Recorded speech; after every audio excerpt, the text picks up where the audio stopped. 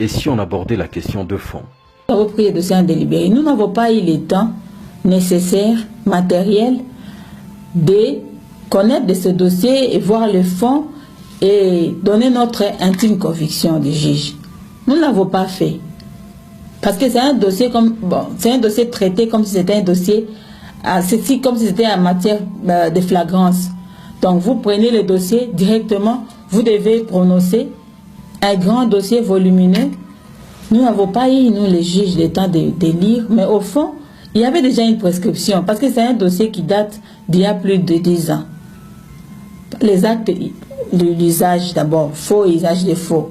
Le faux était déjà prescrit, l'usage, n'en parlons pas.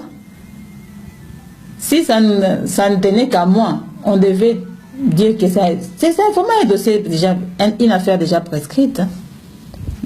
Mais on ne nous a pas donné le temps de dire ça, de se prononcer dans ce sens-là. Malgré tout cela, vous décidez quand même? Nous n'avons pas pris la décision.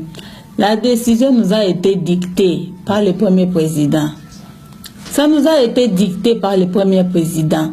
Il dit, pour ce dossier, vous devez le condamner à 3 ans de prison. Vous devez, il doit payer une amende de $1 million. Mettez aussi, ça doit être assorti d'une clause d'arrestation immédiate. Ça venait de lui.